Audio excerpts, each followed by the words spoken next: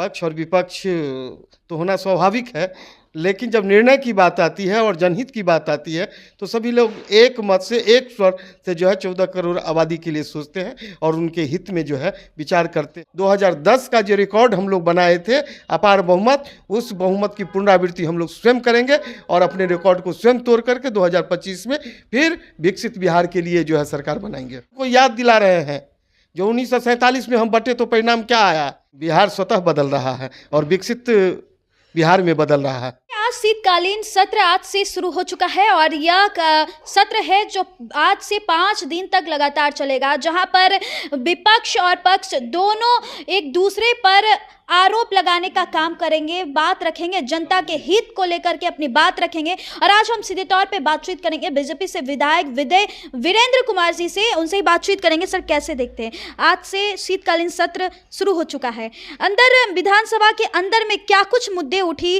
जनता के हित में क्या कुछ आप लोग वहां पर जाकर अपनी बात को रखे हैं?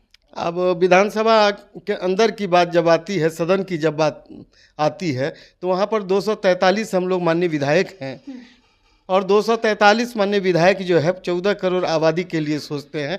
वहाँ पक्ष और विपक्ष तो होना स्वाभाविक है, लेकिन जब निर्णय की बात आती है और जनहित की बात आती है तो सभी लोग एक मत से एक स्वर से जो है 14 करोड़ आबादी के लिए सोचते हैं और उनके हित में जो है विचार करते निर्णय लेते हैं। सर, लेकिन नेता प्रतिपक्ष तेजस्वी यादव बीते दिन देख रहे थे कि बदलो बिहार को लेकर के हुंकार भरते हुए नजर आए, क्या इस बात को लेकर भी सत्र में आवाज उठाए थे?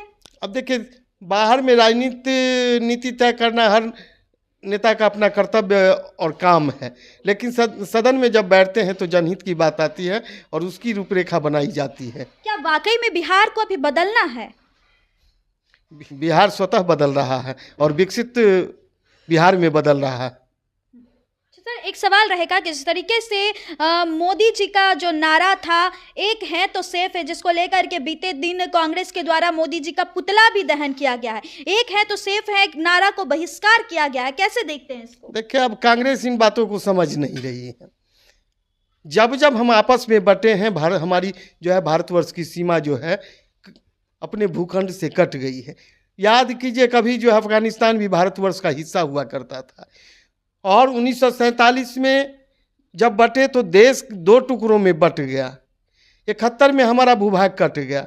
तो यह तो कोई नई बात नहीं है और जन जागरण के लिए हम लोग पुरानी बात को याद दिलाते हैं।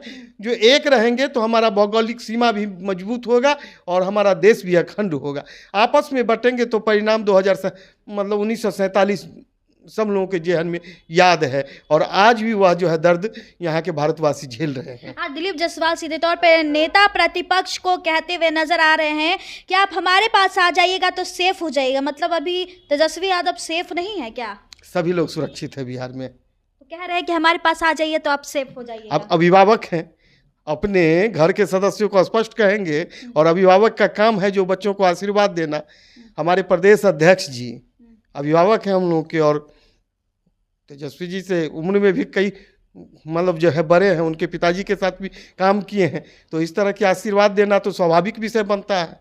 तो इसमें कोई ये पॉलिटिकल बात नहीं है। अच्छा, आप कैसे देखते हैं कि वाकई ये सही है कि सभी लोग अगर एक है तो सेफ ही हैं, अलग है तो फिर कटेंगे?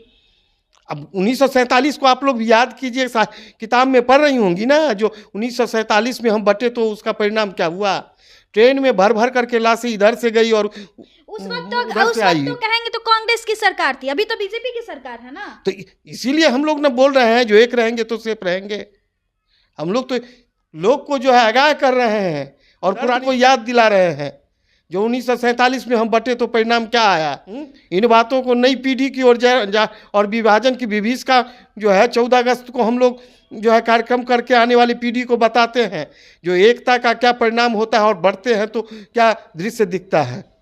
और मजबूती के साथ अगर कांग्रेस इतना भरोसा करती जो एक रहेंगे तो सेफ रहेंगे तो 1947 में जो है विखंडन का परिणाम नहीं होता। तो चलिए आखिरी सवाल रहेगा कि अभी जिस तरीके से 4 सीट पर जीतने का आप लोग का पूर्ण रूप से संकल्प था जो पूरा हो गया है, नेता प्रतिपक्ष तेजस्वी यादव झारखंड में जीत का काफ़ी चर्चा करे कि झारखंड जीत गए, अब बिहार को भी जीतने का दावा करे कि 2025 में बिहार जीत कर हम दिखाएंगे। अब बिहार का जो समीकरण है और यहाँ का सामाजिक परिदृश्य है उसका छोटा सा जो है लघु स्वरूप 4 सीटों पर दिखाई पड़ी है। और 2025 का जो चुनाव होगा, आम चुनाव होगा, उसका पूर्ण रूपेण जो है लोग देखेंगे, हमारे विपक्ष के नेता देखेंगे। 2010 का जो रिकॉर्ड हम लोग बनाए थे अपार बहुमत, उस बहुमत की पुनरावृत्ति हम लोग स्वयं करेंगे और अपने रिकॉर्ड को स्वयं तोड़ करके 2025 में फिर विकसित बिहार के लिए जो है सरकार बनाएंगे। ऐसा क्या खेला किए कि 33 साल का राजद का गढ़ को आप तोड़ करके आप लोग वहां पहुंच गए? कुछ खेला वेला किए थे क्या?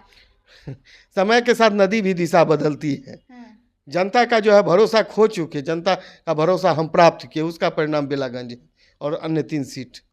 तो चलिए देखिए, जो 33 सालों का रिकॉर्ड था राजद का वो टूट गया है और बीजेपी का जो दावा था वो जीत गए हैं। 4 सीट जीत करके तेजस्वी यादव को कहीं ना कहीं एक बड़ी चुनौती मिल गई है 2025 की। अब तैयारियों में बीते दिन से ही वो लगे पड़े हैं। खैर, बाकी बात आपकी क्या प्रतिक्रिया है वो कमेंट में ज़रूर बताइएगा और ऐसे ही देश दुनिया की तमाम खबरों के साथ देखते रहे मीडिया वाले निधि सिंह के साथ। बहुत बहुत धन्यवाद।